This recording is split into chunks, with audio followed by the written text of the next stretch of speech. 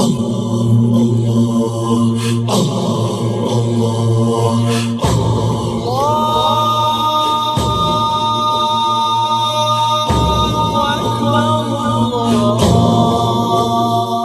اللہ الرحمن الرحیم اللہم صلی علی سیدنا و مولانا محمد و اصحاب سیدنا و مولانا محمد مبارک وسلم۔ السلام علیکم ورحمۃ اللہ وبرکاتہ۔ ناظرین باتمکین ARYQ TV پر حیات صحابہ رضی اللہ تعالیٰ عنہم کے بابرکت پروگرام میں میں ہوں آپ کا میزبان قاری محمد یونس قادری۔ الحمدللہ اس پروگرام میں ہم صحابہ کرام کی سیرت و کردار پہ، زہد و تقویٰ پہ، عبادت و ریاضت اور ان کے اخلاق حمیدہ پہ بات کرتے ہیں۔ کریم آقا علیہ الصلوۃ والسلام مسجد نبوی میں جلوہ فرما ہے اور کریم آقا در رحمت جوش میں آتا ہے۔ کریم آقا نے فرمایا کہ ابھی جو شخص ہماری مجلس میں آ رہا ہے رب کائنات نے اسے جنت عطا فرما دی۔ صحابہ کرام حیران ہوتے ہیں کہ ابھی آنے والا آیا نہیں اور کریم آقا نے اس کو جنت کا ٹکٹ عطا فرما دیا۔ حضرت انس رضی اللہ تعالیٰ عنہ سے مروی ہے کہ میں بھی حاضر تھا دربار مصطفیٰ میں اور عبداللہ بن عمر بن عاص بھی اس سرکار کی بارگاہ میں، دیگر صحابہ بھی بیٹھے تھے۔ دیکھا ایک بوڑھے انصاری صحابی حضور کی بارگاہ میں حاضر ہوئے، داڑھی مبارک سے وضو کے قطرات ٹپک رہے ہیں، ہاتھ میں جوتی پکڑی ہے۔ کریم آقا کی بارگاہ میں آئے، صحابہ نے معانقہ کیا، مصافحہ کیا، مبارکباد دی کہ آپ کے آنے سے پہلے زبان یوحا نے آپ کو جنت کا ٹکٹ عطا فرما دیا۔ مجلس برخاست ہو جاتی ہے۔ اگلا دن ہوتا ہے، کریم آقا پھر فرماتے ہیں آنے والا جنتی آ رہا ہے، پھر وہی صحابی دربار مصطفیٰ میں۔ تیسرا دن ہوتا ہے، پھر یہی اعلان ہوتا ہے، پھر وہی صحابی دربار مصطفیٰ میں۔ اللہ اکبر۔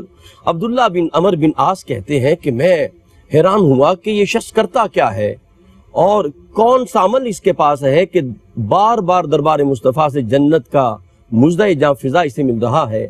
وہ صحابی کی بارگاہ میں حاضر ہوئے، کہا کہ میں آپ کی بارگاہ میں آنا چاہتا ہوں، آپ کے گھر میں رہنا چاہتا ہوں، گھر میں کچھ ناراضگی چل رہی ہے، اگر آپ اجازت دیں تو آپ کے گھر میں آ جاؤں۔ آپ نے کہا مہمان اللہ کی رحمت ہوتی ہے، اسے گھر میں رکھا۔ وہ رات کو عشاء کی نماز کے بعد مشاہدہ کرتے رہے کہ یہ عمل کیا کرتا ہے، کون سی عبادت کرتا ہے یہ صحابی جس کی وجہ سے یہ جنتی قرار پایا۔ دیکھا عشاء کے بعد وہ جناب اللہم بسمک اموت واحیا کہہ کے سو جاتے ہیں اور جناب پھر صبح ہوتی ہے، تہجد کے وقت الحمدللہ کہتے ہوئے کھڑے ہو جاتے ہیں۔ اگلا دن ہوا تو پھر وہ رات کو پھر انہوں نے مشاہدہ کیا، کوئی رات کو لمبی چوڑی عبادت نہیں تھی، سو جاتے اور پھر صبح اٹھ جاتے اور با جماعت نماز صبح کی ادا کرتے، عشاء کی بھی با جماعت ادا کرتے۔ 3 دن وہ 3 راتیں گھر میں رہے، کوئی خاص عمل نظر نہ آیا۔ جانے لگے تو پوچھا آپ بتائیں آپ کون سا عمل کرتے ہیں کہ رب کائنات کی بارگاہ سے زبان مصطفیٰ سے آپ کو جنت کا ٹکٹ ملا ہے۔ اللہ اکبر۔ ناظرین محترم، یہ ساری گفتگو کا حاصل یہ جملہ ہے۔ اس صحابی، بزرگ صحابی نے کہا بیٹا عبداللہ بن عمر بن عاص، فرمایا کہ میرے پاس ایک ہی عمل ہے، میرے دل میں کسی مسلمان کے لیے بلکہ کسی انسان کے لیے میل نہیں ہے، میرے دل میں بغض نہیں ہے، میرے دل میں حسد نہیں ہے۔ عبداللہ بن عمر بن عاص وہ صحابی تھے جن کا خود زہد و تقوی ایسا تھا، وہ شب و روز 24 گھنٹے میں ایک قرآن پاک ختم کرتے، رات کو عبادت کرتے، دن کو روزہ رکھتے۔ تو آپ نے کہا یقیناً یہ عمل آپ کو جنت میں لے جائے گا۔ سامعین محترم، آج ہم جس عظیم صحابی رسول پہ بات کریں گے وہ عظیم صحابی رسول سیدنا ابو علی بن قیس بن عاصم منقری رضی اللہ تعالی عنہ ہے، اور جن کا نام بڑا بلند نام ہے، جن کی فضیلت بڑی بلند ہے۔ کریم آقا نے ان کے بارے میں فرمایا تھا کہ خیارکم فی الجاہلیہ خیارکم فی الاسلام، فرمایا یہ میرا صحابی ان لوگوں میں شامل ہے جو جاہلیت کے دور کے اندر بھی بلندی پہ تھا اور اسلام کے دور کے اندر بھی یہ بلندی پر فائز تھا۔ یہ وہ عظیم صحابی رسول ہے جس کی فیاضی، شاہ سواری اور جناب جن کا فیصلہ کرنا وہ دور جاہلیت کے اندر بھی اپنی مثال آپ تھے اور اسلام کے اندر بھی اپنی مثال آپ تھے۔ اس کے حوالے سے گفتگو کریں گے۔ ہمارے ساتھ جلوہ فرما ہے ہمیشہ کی طرح وہ عظیم ہستی، جب وہ بولتے ہیں تو علم کے دریا رواں ہو جاتے ہیں، حضرت علامہ مولانا مفتی محمد طاہر تبسم قادری صاحب۔ السلام علیکم ورحمۃ اللہ۔ وعلیکم السلام۔ مفتی صاحب خوش آمدید کہتے ہیں جی آپ کو۔ آج عظیم صحابی رسول کا ذکر ہے اور جن کی بابت کریم آقا نے فرمایا کہ دور جاہلیت کے اندر بھی یہ اپنی مثال آپ تھے اور غلامی مصطفیٰ میں آنے کے بعد بھی اللہ پاک نے بڑی بلندی عطا فرمائی۔ ان کے تعارف کے حوالے سے کیا فرمائیں گے؟ حامداً و مصلیٰ اما بعد فاعوذ باللہ من الشیطان الرجیم بسم اللہ الرحمن الرحیم۔ بہت شکریہ حضرت سیدنا ابو علی قیس بن عاصم منقری تمیمی رضی اللہ تعالی عنہ، آقا کریم صلی اللہ علیہ وسلم کے پیارے صحابی، اور جو روایت آپ نے ابھی انٹرو میں پیش کی جی، نبی رحمت صلی اللہ علیہ وسلم کے اس فرمان کا مصداق جہاں دیگر صحابہ ہیں، سبحان اللہ، وہیں حضرت قیس بن عاصم بھی ہے۔ اللہ اکبر۔ آقا کریم صلی اللہ علیہ وسلم نے اس ارشاد میں دین اسلام کے ایک حسین پہلو کو بیان فرمایا۔ جی، فرمایا خیارکم فی الاسلام، خیارکم فی الجاہلیہ، خیارکم فی الاسلام۔ سبحان اللہ۔ فرمایا کہ جو زمانہ جاہلیت میں باوقار تھا، صحیح، جو زمانہ جاہلیت میں پسندیدہ اور چنا ہوا سلیکٹڈ لوگوں میں شمار ہوتا تھا، تو دامن اسلام میں آئے گا تو یہاں بھی باوقار ہی ٹھہرے گا۔ سبحان اللہ۔ تو یہ اس بات کی طرف اشارہ کیا گیا کہ ایسا نہیں ہے کہ اسلام میں آنے کے بعد دین اسلام کسی کے وقار کو، کسی کے عزت کو کم کرتا ہے یا اسے ڈیگریڈ کرتا ہے۔ جی، اسلام اس کی عزتوں میں، عظمتوں میں، رفعتوں میں اضافہ کرتا ہے۔ بے شک۔ تو جو قبل از اسلام کے دور میں باوقار تھے، اسلام میں آئیں گے تو اسلام انہیں مزید وقار عطا فرمائے گا۔ سبحان اللہ۔ اب حضرت قیس بن عاصم رضی اللہ تعالی عنہ کا تعلق عرب کے مشہور قبیلہ بنو تمیم کی شاخ بنو منکر سے تھا، جی، اور یہ اپنے قبیلے کے سردار بھی تھے اور بہت دولت مند صاحب ثروت بھی تھے، روب و دبدبا، جی، جاہ و جلال کے مالک بھی تھے، اور فیاضی کے حوالے سے اور اصابت رائے کے حوالے سے پورے علاقے میں جانے اور پہچانے جاتے تھے۔ سخی بہت تھے۔ جی، اصابت رائے کہ جب کسی معاملے میں مختلف لوگ اپنی آراء پیش کرتے اور یہ اپنی رائے دیتے تو ان کی رائے ہمیشہ درست ہوتی۔ صحیح۔ ان اصابت رائے کے حوالے سے ان کا تعارف تھا۔ لوگوں کے باہمی جو جھگڑے ہوتے تھے ان کو نپٹانے کے اندر یہ اپنا ثانی نہیں رکھتے تھے۔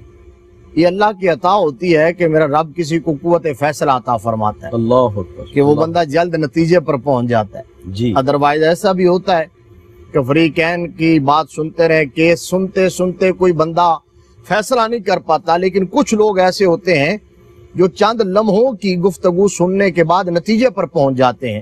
اللہ نے انہیں یہ بھی صلاحیت عطا کی تھی۔ یہ مفتی صاحب وہابی چیز ہوتی ہے؟ یہ بے شک یہ وہابی چیز، اللہ اکبر، ٹھیک، یعنی یہ وہابی چیز ہے، پھر کسب سے اس میں اضافہ ہو جاتا اضافہ ہو جاتا ہے، ٹھیک ہے۔ لیکن اگر فطرتاً ودیتاً وہباً اگر کسی کے اندر یہ صلاحیت ہے ہی نہیں تو وہ لاکھ کوشش کر لے یہ اس کے اندر نہیں آئے گی۔ صحیح، یہ اللہ کی عطا کردہ ہوتی ہے بے شک۔ نعمت اور صلاحیت، اور یہ انہیں بڑی صلاحیت۔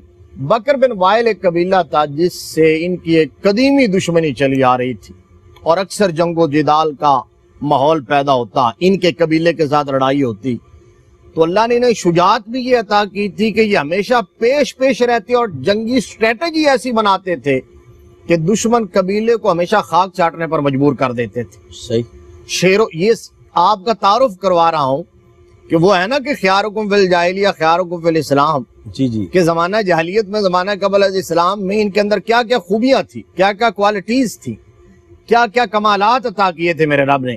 پھر اسلام نے ان کو پالش کر دیا، نبی رحمت کی نظر رحمت میں آیا تو اور چمکا دیا، صحیح، انہیں بام عروج عطا کیا۔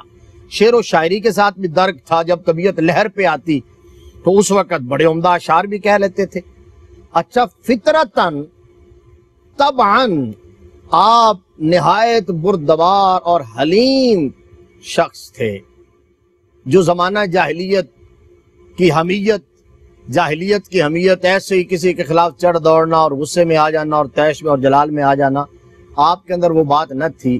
لیکن ایک دفعہ آپ اس حمیت کے زیر اثر آئے اور اس سے مغلوب ہوئے جو عرب کے دور جاہلیت میں بہت زیادہ جو جرم پایا جاتا تھا صحیح کہ وہ اپنی نام نہاد غیرت کی وجہ سے بچیوں کو زندہ درگور کر دیا کرتے تھے۔ حضرت قیس بن عاصم سے بھی ایک دفعہ یہ جرم ہو گیا، ایک بچی کو زندہ درگور کر دیا اللہ اور ساری زندگی اس کا پچھتاوا رہا، اور جب اسلام قبول کیا تو پھر اس وقت رویا کرتے تھے پھوٹ پھوٹ کے، اور پھر اس وقت تک چین نہیں میسر آیا جب تک کہ اس کا کفارہ ادا نہیں کر دیا، اللہ اپنے مال سے اس کا کفارہ بھی ادا کر دیا۔ آپ جانتے ہیں، ہمارے ناظرین جانتے ہیں کہ دور جاہلیت کے اندر جی جہاں شجاعت، بہادری، نخوت، غرور، تکبر، دوسروں پر برتری، اس کا اظہار کرنا یہ ان کا شیوا تھا۔ شراب نوشی، مے نوشی یہ بڑی عام ہوتی تھی، اور اس کو بھی وہ جو ہے وہ فخر کا باعث سمجھتے تھے۔ تو آپ بھی اس کے اندر مبتلا رہے، لیکن فطرت جب سلیم ہوتی ہے، جو بات کرنا چاہتا ہوں یہ میں نے اس لیے کہا، جی جی ایک دفعہ آپ نے مے نوشی کی، سب یہ کہا جاتا ہے کہ اگر ایک قطرہ شراب کا اندر چلا جائے تو کہتے ہیں ایمان نکل جاتا ہے یا یعنی ایمان ضائع ہو جاتا یہ ہے۔ وعید پہ مبنی ہے، ٹھیک یہ بلا شبہ وعید پہ، چونکہ یہ پلید ہے اور ایسا تو نہیں ہے کہ ایمان سے خالی ہو جاتا ہے، لیکن جہاں وعید کے لیے، جہاں ترہیب کے لیے میرے آقا کریم صلی اللہ علیہ وسلم کے ارشادات آئے ہیں، ان کے اندر ایک یہ بھی ہے۔ ٹھیک۔ تو ایسی بات یہ وعید کے لیے۔ اچھا مفتی صاحب، میں ضمن یہ بھی سوال پوچھنا چاہتا ہوں کہ بعض لوگ یہ بھی کہتے ہیں کہ اس کی ممانعت قرآن میں نہیں ہے، اس کا یہ تو کہا گیا یہ خبیث ہے، اس طرح کی کوئی بات ہے، اس طرح کی بات کہ اس کی ممانعت نہ ہو؟ حالانکہ یہ کہا گیا کہ نشے کی حالت میں نماز کے قریب نہ جاؤ، یا ایھا الذین آمنوا لا تقربوا الصلاۃ، نہیں، یہ ان کی غلط فہمی ہے۔ ٹھیک، یعنی آپ یوں کہہ لیں کہ حیل و حجت جس طرح یہود و نصارہ کیا کرتے، قرآن کی نص ہے، یا ایھا الذین آمنوا انما الخمر والمیسر والانصاب والازلام رجز من عمل الشیطان۔ اب یہاں تک وہ پڑھ لیتے ہیں، یہاں خمر کے بارے میں کہا گیا کہ یہ ناپاک ہے، شیطان کا عمل ہے، آگے اللہ نے فرمایا فاجتنبوہ، اللہ اس سے بچو اس سے۔ تو یہ ممانعت نہیں ہے تو اور کیا ہے؟ صحیح صحیح، یہ ٹھیک۔ ممانعت ہے۔ آپ اگلی میں مفتی صاحب اس پہ ہم بات کرتے ہیں مزید انشاءاللہ، اور صحابی کا تعارف آپ فرما رہے تھے۔ ناظرین محترم، اپنے قلب و روح کو ذکر مصطفیٰ سے معطر رکھیں، ملاقات کرتے ہیں ایک وقفے کے بعد۔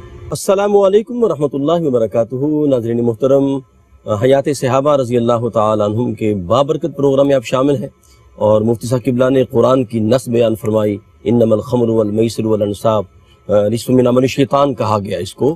اور سیدنا عمر فاروق رضی اللہ تعالی عنہ، آپ جا رہے ہیں اور آپ کے سامنے ایک شخص آیا، اس کے ہاتھ میں شراب تھی، تو جب سیدنا عمر فاروق رضی اللہ تعالی عنہ کی نظر پڑی تو پوچھا یہ کیا ہے؟ تو وہ ڈر گیا کہ اب تو حد نافذ ہوگی۔ تو جناب اس نے دل میں کہا مالک آج تو مجھے بچا لے، میرے عیب پہ پردہ ڈال دے، میں ساری زندگی شراب کو ہاتھ نہیں لگاؤں گا۔ اس نے کہہ دیا کہ یہ سرکہ ہے، تو حالانکہ شراب تھی لیکن صدقے دل سے اس نے توبہ کی تھی۔ صدقے دل سے بندہ توبہ کرے تو پھر ہوتا کیا ہے؟ جب سیدنا عمر فاروق رضی اللہ تعالی عنہ نے اس بوتل کا مشاہدہ کیا، دیکھا تو وہ شراب نہیں تھی، سرکہ بن گئی تھی۔ تو بندہ صدقے دل سے توبہ کرے تو رب کائنات یبدل اللہ سیئات حسنات۔ جی مفتی صاحب، آپ کے اس سوال کے جواب میں یہ بات بھی اضافہ کرنا چاہوں گا، آپ نے بھی ایک بات ایڈ کر دی ہے کہ ان لوگوں کو جو حیل و حجت کرتے ہیں اور بہانے تراشتے ہیں، صحابہ کرام سے بڑھ کر تو قرآن سمجھ نہیں آیا نا، دین سمجھ نہیں آیا۔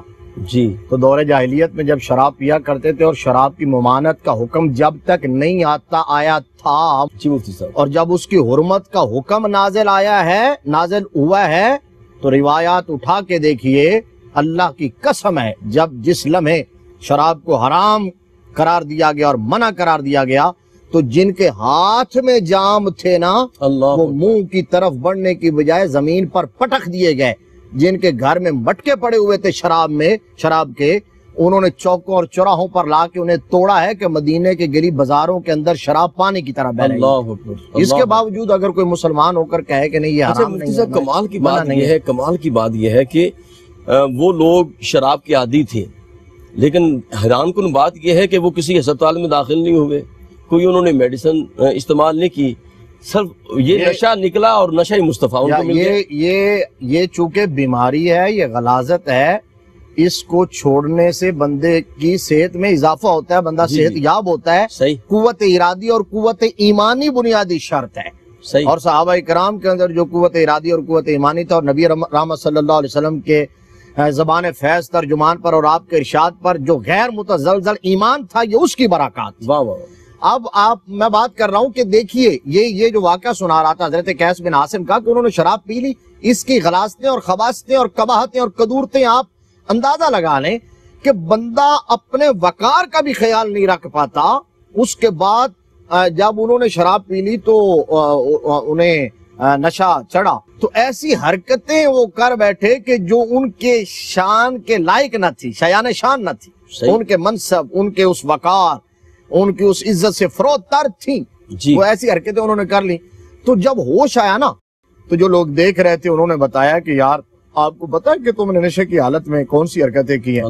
تو جب بتایا نا تو آپ یقین کریں اس وقت انہیں اتنی شرمندگی ہوئی کہ اس مجلس سے اٹھ کے چلے گئے، اور کسی کے سامنے وہ آتے نہیں تھے. کئی دن تک منہ چھپاتے تھے کہ میرے جیسا باوقار اور سردار بندہ ایسی حرکت کر سکتا ہے. اور کیسے کی؟ نشے کی وجہ سے کی. اور اسی لمحہ پھر اللہ کی بارگاہ میں توبہ کر لی کہ حالانکہ اسلام قبول نہیں کیا تھا. یہ پہلے کی بات ہے. یعنی ضمیر زندہ ہو، ضمیر زندہ ہو، فطرت سلیم تھی، فوراً توبہ کر لی اور پھر زندگی بھر اس توبہ پر قائم رہے. اور امام ابن حجر اسقلانی نے علی صحابہ کے اندر یہ روایت نقل کی. حضرت قیس بن عاصم کہا کرتے تھے کہ مجھ سے زمانہ جاہلیت میں بھی شعوری طور پر کوئی گناہ سرزد نہیں ہوا، اللہ اکبر، اور نہ میرے اوپر کبھی تہمت لگی ہے. صحیح. حضرت قیس کہا کرتے تھے میرا سارا وقت گزرتا تھا تو وہ جنگوں میں گزرتا تھا، وہ لڑائیوں میں گزرتا تھا، وہ فیصلوں میں گزرتا تھا، قبیلوں کے اندر لوگوں کے درمیان بیٹھنے میں گزرتا تھا، ایسی حرکتوں سے. یہ تو تھا خیارکم فی الجاہلیہ، اور پھر خیارکم فی الاسلام. اللہ اکبر. پھر جب میرے آقا کریم صلی اللہ تعالیٰ علیہ وآلہ وسلم کی بارگاہ سے بلاوا آتا ہے، جب وہاں سے انتخاب ہو جاتا ہے، تو پھر قدم خود بخود ادھر چلنا شروع ہو جاتے ہیں. کیسے کھچے چلے آئے اور کیسے تقدیر نے پلٹا کھایا کہ نبی رحمت صلی اللہ علیہ وسلم جب مدینہ شریف میں تشریف فرما تھے تو آپ کی بارگاہ میں جو مدینہ کے قرب و جوار کے اندر جو قبائل تھے ان کے وفود تو آتے رہتے تھے. 5 ہجری سے یہ سلسلہ شروع ہو گیا تھا، اور 8 ہجری فتح مکہ کے بعد پھر وفود کثرت سے آئے، اور 9 ہجری میں تو اتنے وفود آئے حضور سے ملاقات کے لیے، زیارت کے لیے، دین اسلام کی تعلیمات سے روشناس ہونے کے لیے. اتنے وفود آئے کہ 9 ہجری کو عام الوفود کا نام دے دیا. اللہ اکبر. عام الوفود. اور اسی سال جو ہے ان کا قبیلہ بنو تمیم جو تھا وہ 70-80 افراد پر مشتمل تھا، جس کے اندر حضرت قیس بن عاصم بھی تھے. بڑے تکبر کے ساتھ، بڑے غرور کے ساتھ، جاہلیت کے اندر جس طرح میں نے پہلے عرض کیا ہے کہ انہیں اپنے نسب پہ بڑا فخر ہوتا تھا، اور اب انہوں نے اپنے قصیدہ خان رکھے ہوتے تھے، اپنے شاعر اور اپنے خطیب رکھے ہوتے تھے. تو ان کا خیال یہ ہوتا تھا کہ ہم سے بڑھ کر عالی نسب کوئی نہیں ہے، جاؤ حشمت والا کوئی نہیں ہے. تو یہ بھی اسی طرح ہے، اتراتے ہوئے، غرور کرتے ہوئے مدینہ شریف میں آئے. اور ایک شاعر بھی ساتھ لائے چوٹی کا، اور ایک خطیب بھی لائے چوٹی کا. اور نبی رحمت صلی اللہ علیہ وسلم اپنے کاشانہ نبوت میں تشریف فرمائیں تو چونکہ دیہات سے آئے تھے، عربی وہی ماحول تھا، دربار مصطفیٰ کے آداب کا انہیں علم نہ تھا. تو باہر سے کھڑے ہو کے آوازیں دینا شروع کر دی، محمد صلی اللہ علیہ وسلم باہر آئیں، ہم ملاقات کے لیے آئے ہیں. اب نبی رحمت صلی اللہ علیہ وسلم کی طبیعت پر ناگوار تو گزرا کہ یہ انداز کسی بھی شخص کو، لیکن شان رحمت للعالمین دیکھیے، اللہ میرے آقا کریم صلی اللہ علیہ وسلم کی شان رحمت دیکھیے. تمام تر بے ادبی کے باوجود، جہالت کے باوجود، اس انداز کے باوجود میرے آقا باہر تشریف لائے، خندہ پیشانی سے مسکراتے ہوئے ان کا استقبال کیا، ان سے ملاقات کی، ویلکم کیا، ان کو بٹھایا. جب بٹھایا تو ان کے سردار جو تھے اقرا بن حابس، وہ کہنے لگے کہ محمد صلی اللہ علیہ وآلہ وسلم، ہمارا دعویٰ یہ ہے کہ حسب و نسب میں، جاؤ حشمت میں، اور کمالات اور خوبیوں میں ہم سے بڑھ کر کوئی نہیں ہے. تو ہمارا شاعر بھی ساتھ ہے، اور ہمارا خطیب بھی ساتھ ہے. ہم چاہتے ہیں کہ پہلے یہاں شعروں کا تبادلہ ہو، تفاخر ہو، شعر و شاعری ہو. جی تو اگر آپ کے شاعر، آپ کے خطیب ہم سے جیت گئے تو پھر ہم اسلام قبول کر لیں گے. اللہ. اب یہ شرط پھر جاہلیت پر مبنی تھی، پھر جہالت کی غمازی کر رہی تھی. اللہ. لیکن اس کے باوجود میرے آقا چونکہ حریص ہے، حریص علیکم بالمؤمنین رؤوف الرحیم، سبحان اللہ. ہر قیمت پر چاہتے تھے کہ لوگ جہنم کی آگ سے بچ جائیں. واہ واہ. ہر قیمت پر میرے آقا چاہتے تھے کہ لوگ جنت کی ابدی سرمدی نعمتوں کے مالک بن جائیں، حق سے روح شناس ہو جائیں. میرے آقا نے یہ شرط بھی قبول فرما لی. فرمایا کہ ہم یہ تفاخر کے لیے اور یہ شعر و شاعری کے ان معاملات کے لیے میں مبعوث نہیں ہوا، یہ شان نبوت کے خلاف ہے. لیکن اگر تم لازماً یہ شرط رکھتے ہو تو ایسا نہیں ہے کہ ہمارے پاس ایسے اہل لوگ نہیں ہیں. صحیح. تو آقا کریم صلی اللہ علیہ وسلم نے فرمایا آ جاؤ. تو انہوں نے اپنا شاعر جو ہے اس کو کھڑا کیا اور اس نے شعر پڑھے، اور ان شعروں کے اندر نخوت، غرور، تکبر، پتہ نہیں کیا کیا تھا اس نے بیان کیا. لیکن بہرحال وہ شاعری کے نقطہ نظر سے، یعنی یہ چیزیں تو خلاف شرع تھیں، جی خلاف آداب تھی، شاعری کے حوالے سے نقطہ کمال کو پہنچا ہوا کلام تھا. جب اس نے وہ شعر پیش کیے، نبی رحمت صلی اللہ علیہ وسلم نے اپنے درباری ثنا خان، واہ واہ، شاعر دربار رسالت حضرت حسان کو حکم فرمایا. حضرت حسان کھڑے ہوئے اور آپ نے اسی کے ردیف اور قافیہ پر، اسی بحر پر فی البدی ایسے اشعار کہے جی جس میں نبی رحمت صلی اللہ علیہ وسلم کی شان رحمت کا اظہار، سبحان اللہ، خدا کی عظمت اور وحدانیت کا اقرار، سبحان اللہ، مہاجرین و انصار ان کی قربانیوں کا اعتراف. وہ جب کہے تو مجمع اشش کر اٹھا. پھر انہوں نے اپنا خطیب پیش کیا، اس نے خطبہ دیا. جی میرے آقا نے حضرت ثابت بن قیس انصاری کو حکم دیا. انہوں نے ایسا فصیح و بلیغ خطبہ جواباً دیا سبحان اللہ کہ بنو تمیم کا ہر شخص پکار اٹھا، یا محمد صلی اللہ علیہ وسلم آپ کے خطیب جیسا ہمارا خطیب نہیں ہے، آپ کے شاعر جیسا ہمارا شاعر نہیں ہے. کیا کہنے، سبحان اللہ. اور ہمیں فوراً ہاتھ بڑھائیے اور اپنے ہاتھ پر بیعت کرتے ہوئے دائرہ اسلام میں داخل کر لیجئے، قبول فرما لیجئے. یہ حال ہے خدمت گاروں کا. یہ شان ہے خدمت گاروں کی. سردار کا عالم کیا ہوگا؟ تیرے آگے ہیں یوں دبے لچے فصحا رب کے بڑے بڑے، کوئی جانے منہ میں زبان نہیں بلکہ جسم میں جان نہیں. میرے آقا کریم صلی اللہ علیہ وسلم نے ان کو کلمہ پڑھایا. آقا کریم صلی اللہ علیہ وسلم نے قبول فرما لیا. وہ اس طرح دائرہ اسلام میں آئے. تو حضور صلی اللہ علیہ وسلم نے جس صحابی کی ہم بات کر رہے ہیں، حضرت قیس بن عاصم، جو اس قبیلے میں تھے، جب آئے تھے تو سردار جو ہیں وہ دوسرے تھے، میں نے ابھی ذکر کیا. جی لیکن میرے آقا نے اشارہ کر کے قیس بن عاصم کی طرف فرمایا، ان صحرا نشینوں کے سردار قیس بن عاصم ہیں. اللہ فرمایا آج سے سرداری ان کے ہاتھ میں ہے. یہ ہے خیارکم فی الجاہلیہ خیارکم فی الاسلام. کیا بات کہ وہاں جو سرداری تھی میرے آقا نے قائم رکھی. فرمایا وہاں بھی سردار تھے، یہاں بھی سردار. اور پھر دیکھیے یہ جو ان کا لب و لہجہ تھا، جی انداز تھا. اس موقع پر سورہ حجرات کی وہ آیات جو نازل ہوئیں تو صبح قیامت تک کے لیے غلامان رسول عربی صلی اللہ علیہ وآلہ وسلم کو اس انداز میں دربار رسالت کے آداب سکھلا گئی ہیں کہ جوں پڑھتے جائیں گے، اللہ جوں ان کا مطالعہ کریں گے، جوں آیات کو مشام جان معطر ہوتے جاتے ہیں اور میرے آقا کریم صلی اللہ علیہ وسلم کی عظمتوں کا اظہار ہوتا جاتا ہے. جب انہوں نے باہر سے آوازیں دی تھی تو قرآن کی آیت آئی، ان الذین ینادونک من وراء الحجرات اللہ اکثرهم لا یعقلون.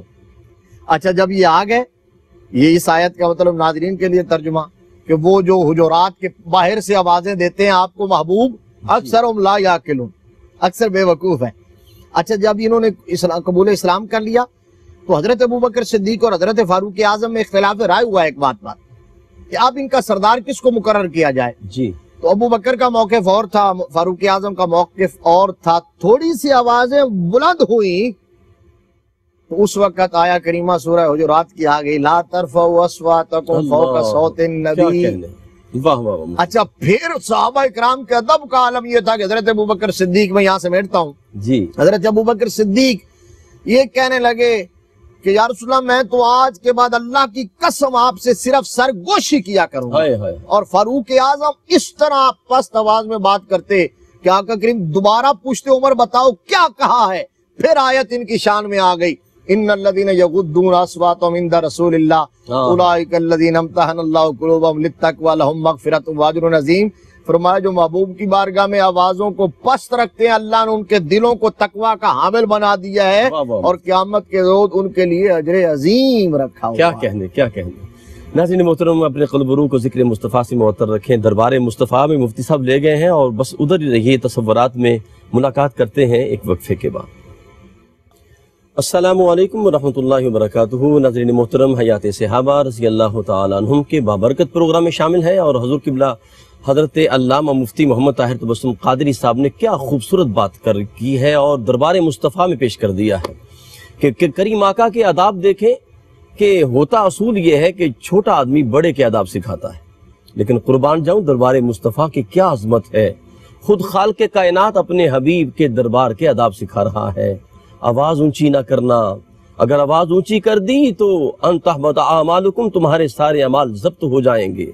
اور امام صاحبی نے کیا خوبصورت بات فرمائی، وہ فرماتے ہیں کہ جس طرح کریم آقا علیہ السلام کی ظاہری حیات کے اندر آپ کا ادب لازم ہے، اسی طرح آپ کے ظاہری حیات کے بعد، وصال پاک کے بعد بھی کریم آقا علیہ السلام کی بارگاہ کا ادب بالکل اسی طرح ہے۔ آپ کے ذکر کا ادب ہو، آپ کے دربار کا ادب ہو، اور جس نے ادب کیا وہ کامیاب ہو گیا۔ دیکھیے نا، امام مدینہ امام مالک رحمۃ اللہ تعالی علیہ، انہوں نے سرکار کی بارگاہ کا ادب کیا، اور اتنا ادب کیا، احترام کیا کہ ساری زندگی مسجد نبوی شریف میں رہے اور آپ نے درس حدیث دیتے۔ اور ناظرین کرام یہ بات سنیے گا، آپ کا ایمان تازہ ہوگا۔ آپ جب اوراق پلٹتے قرآن کے یا حدیث کے یا فقہ کے، تو اوراق کے پلٹنے کی آواز بھی پیدا نہیں ہونے دیتے تھے۔ اتنا ادب دربار مصطفیٰ کا۔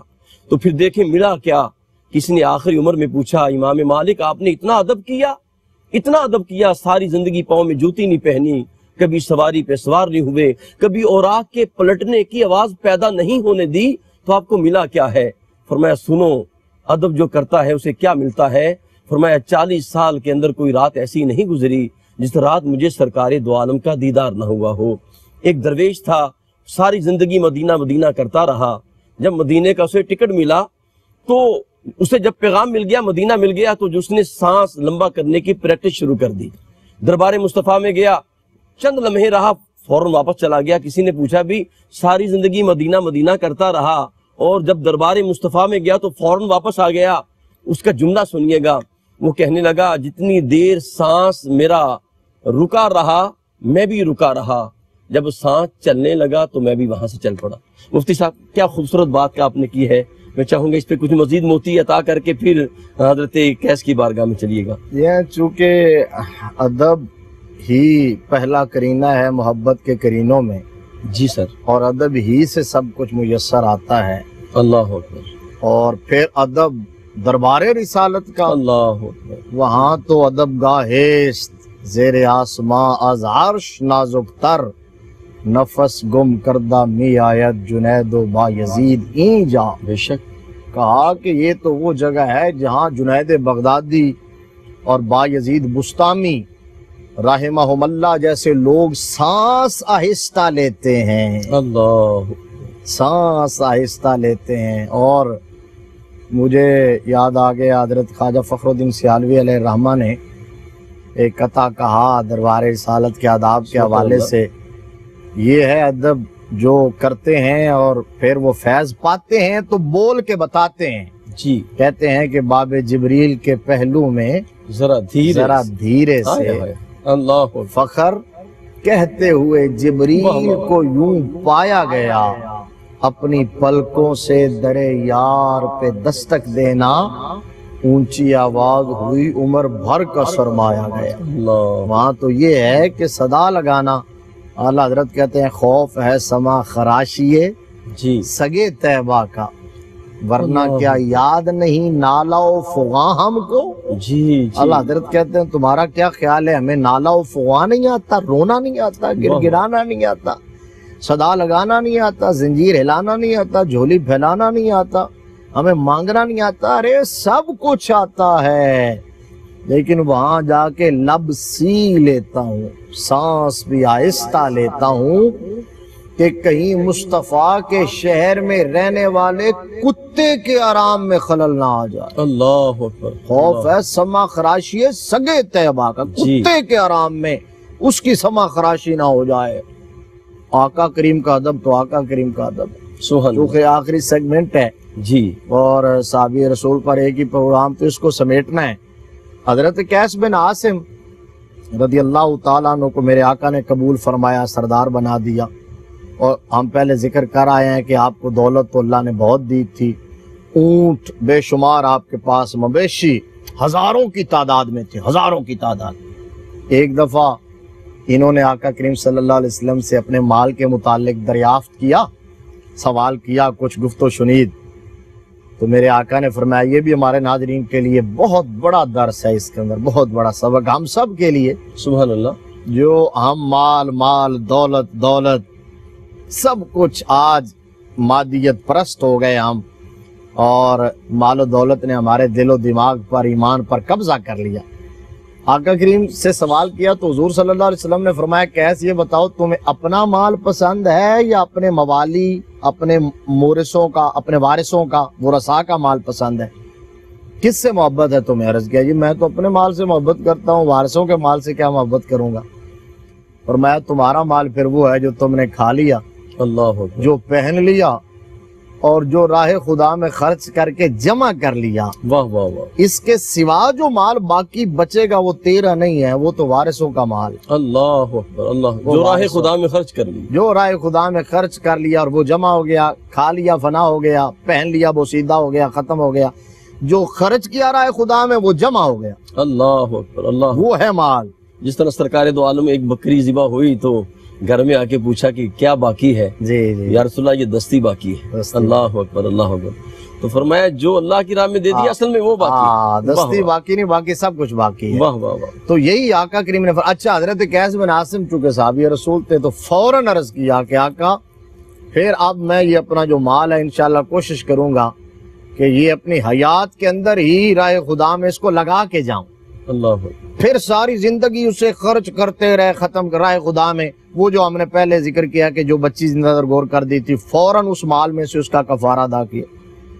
آپ کے بھتیجے نے آپ کے بیٹے کو قتل کر دیا، آپ کے بھتیجے کو لوگوں نے اریسٹ کیا، ہاتھ پاؤں باندھ کے مقتول آپ کے بیٹا جو تھا اس کی لاش کے ساتھ لے آئے اور کہا کہ آپ کے بھتیجے نے بیٹے کو قتل کر دیا ہے۔ اچھا آپ دیکھیے خوف خدا کا عالم دیکھیے، فکر آخرت دیکھیے، حضور کی صحبت کا اثر، تربیت کا اثر دیکھیے کہ وگرنہ تو جلال میں آتے اور تیش میں آتے اور ساری زندگی پہلے آپ بدلے ہی لیتے رہے، انتقام ہی لیتے رہے، صحیح، انہی لڑائیوں میں رہے، جنگوں میں رہے، ایک ایک لڑائی شروع ہوتی تھی تو کہاں کہاں پہنچ جاتے۔ لیکن اب کیا اس بھتیجے کو کی طرف دیکھا اور بھیگی ہوئی پلکوں کے ساتھ کہا کہ بیٹا تم نے کتنا بڑا جرم کیا ہے، ایک مسلمان کو، انسانی جان کو، اور پھر مسلمان کو ناحق قتل کیا، اور پھر وہ بھی تمہارا سگے چچا کا بیٹا، صحیح، تم نے قطع رحمی بھی کی ہے، اتنا بڑا جرم کیا ہے۔ یہ کرتے کرتے نصیحتیں پھر آپ رونے لگے، اور جو آپ کا وہ بیٹا تھا اس کی جو والدہ تھی، یعنی آپ کی بیوی، کئی بیویاں تھیں، تو وہ غم سے نڈھال ہو رہی تھیں، تو ان کو حوصلہ دیا، ڈھارس بندھائی، اور اس بھتیجے کو کہا، اپنے دوسرے بیٹوں کو کہا کہ اس کے آپ ہاتھ پاؤں کھول دیں، اور اس کی طرف سے قتل کا کفارہ ادا کر دیا اور اس کو معاف کر دیا۔ اللہ، یعنی کئی ایک نیکیاں ایک واقعے اندر کی ادا کیا، خود کفارہ ادا کیا، اللہ، قصاص جو قتل کا کفارہ قتل احمد کا۔ جی، اب آپ اندازہ کر لیں، اچھا حضرت فاروق اعظم آپ کا جو سفر آخرت ہے نا، آخری لمحات، وہ بھی بڑے حسین ہیں، بڑی خوبصورت بات، اور ہمارے ناظرین کے لیے یہ علم میں اضافہ، میں نے خود پہلی دفعہ ایک مثال دی جاتی ہے، کبھی کسی بزرگ کے ذمہ، کبھی فرضی کردار تراش کے اس کے ذمہ لگائی جاتی ہے، وہ دار حقیقت واقعہ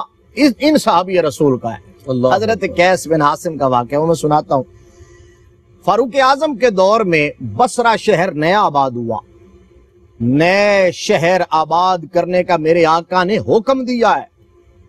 ٹھیک، یہ جو آبادیوں کا بے تحاشا اضافہ ہے اور بڑھتا ہوا دباؤ ہے اور شہروں کی طرف رجحان اور معیشت کا بیٹھ جانا، یہ صرف اس لیے ہے کہ نئے شہر نہیں آباد کیے جاتے، نہیں بسائے جاتے۔ تو آپ نے آقا کریم صلی اللہ علیہ وسلم نے نئے شہر بسانے کا کہا، فاروق اعظم نے اس پر عمل کر کے دکھایا۔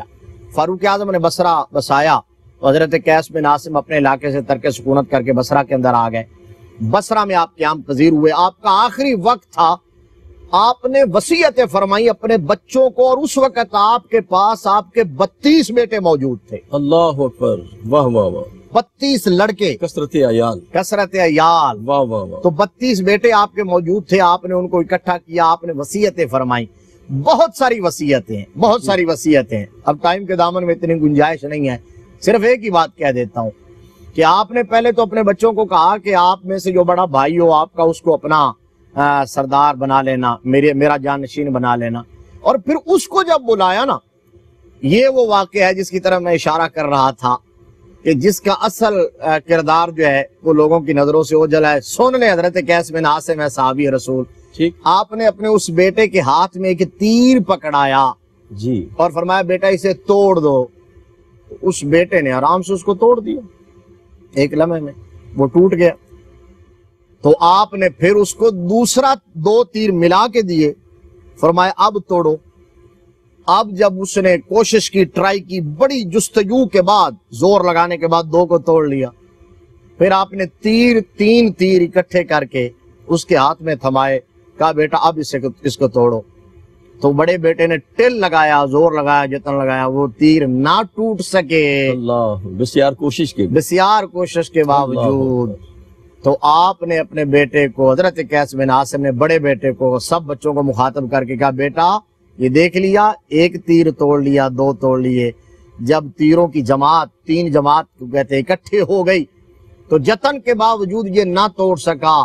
اگر تم آپس میں متفرق اور منتشر ہو جاؤ گے، اگر لڑو گے، ایک دوسرے کے خلاف جاؤ گے، الگ الگ رہو گے، تو ایک ایک کو دشمن اسی طرح کاٹ ڈالے گا جس طرح اس تیر کو توڑ دیا تھا اس نے۔ اور اگر مل کے اکٹھے اتحاد، اتفاق، یگانگت کے ساتھ رہو گے تو دنیا تمہیں کبھی بھی شکست نہیں دی جا سکتی، جس طرح اس سے تیر نہیں ٹوٹے ہیں۔ اب اس کے اندر پوری امت کے لیے، نیشن کے لیے، ہمارے لیے بہت بڑا پیغام موجود ہے کہ اتحاد اور اتفاق کی برکتیں کتنی اور پاور کتنی۔ واہ واہ واہ، کیا کہنے۔ ناظرین کرام، مفتی صاحب قبلہ نے آخر میں جو پیغام دیا ہے وہ یہی ہے، وَاعْتَصِمُوا بِحَبْلِ اللَّهِ جَمِيعًا، کہ سارے مل کے اللہ کی رسی کو مضبوطی سے تھام لو۔ اور پھر یہ بھی آتا ہے ید اللہ علی الجماعہ، فرمایا کہ جماعت پر اللہ کا ہاتھ ہوتا ہے۔ اگر تم اتفاق کرو گے اور محبت کرو گے، مل جاؤ گے اور جناب سارے آپس میں اتحاد کر لو گے تو فرمایا پھر اللہ کی مدد، اللہ کی نصرت بھی تمہارے ساتھ ہوگی۔ بس سبق یہی ہے کہ ہم اتحاد کریں، اور میری آخر میں دعا یہ ہے کہ رب کائنات تمام امت مسلمہ کو اتحاد کی دولت عطا فرمائے۔ اپنے میزبان قاری محمد یونس قادری کو اجازت دیجیے۔ السلام علیکم ورحمۃ اللہ وبرکاتہ۔